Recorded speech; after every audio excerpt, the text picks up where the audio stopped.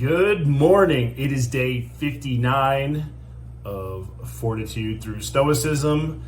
This is my 365-day journey of implementing the ancient philosophy of Stoicism into the life of a modern masculine man. But more importantly, today is a milestone for me. November 15th, 2020, I embarked on the 75 Hard Challenge. And I did it as a way to bolster my mental toughness. Now, if you're not familiar with 75 Hard, you have to do a series of daily disciplines every single day. And if you miss one of those, you have to go back to day one. So for 75 days, you have to do 2 workouts a day. One of them has to be outside. One of them, or both of them have to be for at least 45 minutes. And again, one of them has to be outside, regardless of the weather conditions. You have to drink a gallon of water a day. You have to follow some type of a meal plan without cheats or alcohol. You have to read 10 pages a day from a nonfiction book, and you have to take a progress picture.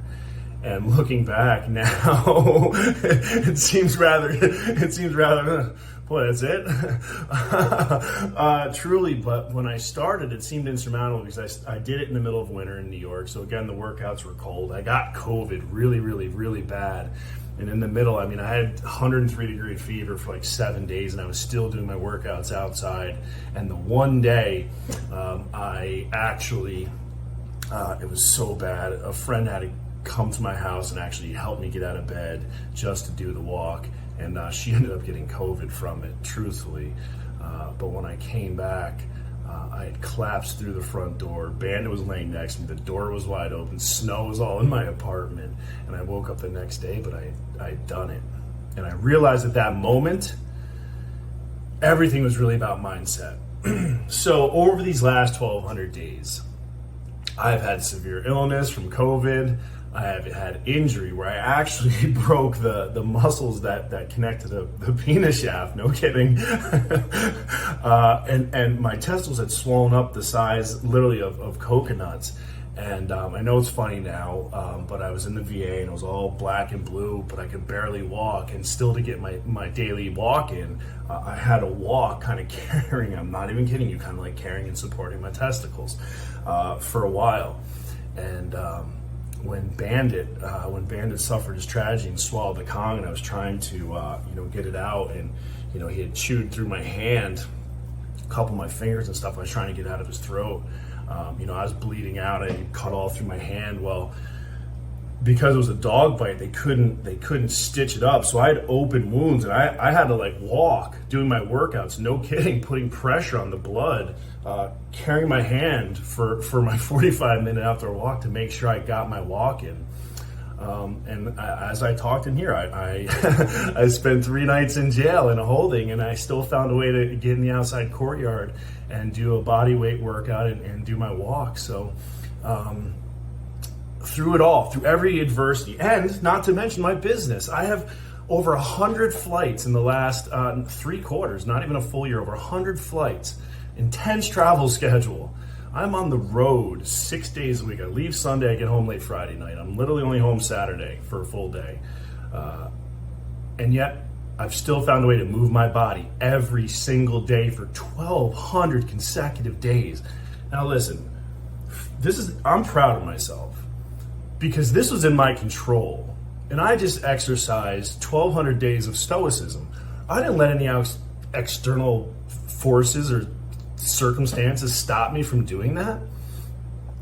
Because I did that, that was emblematic of the rest of my life.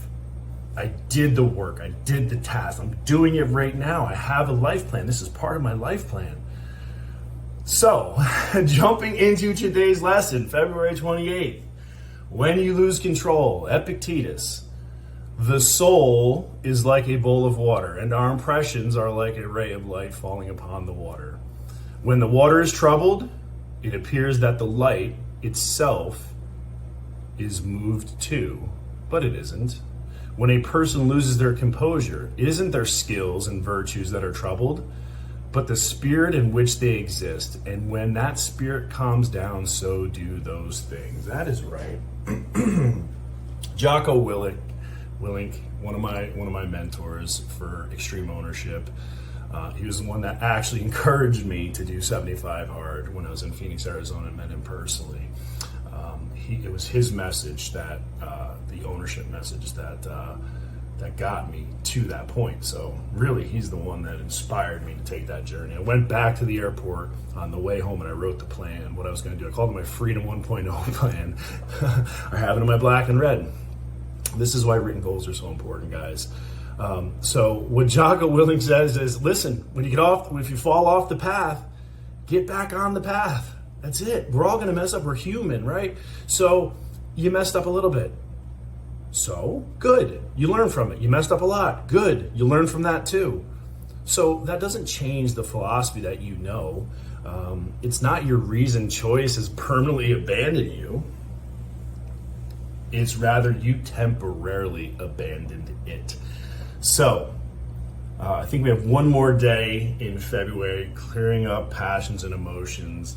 But today's a milestone, and it is closely tied to Stoicism, because this moving my body was within my control, and I have done it every single day, regardless of not facing any external circumstance or excuse. So, dude, hat tip to you. And so next, let's keep going. All right, guys, have a great day.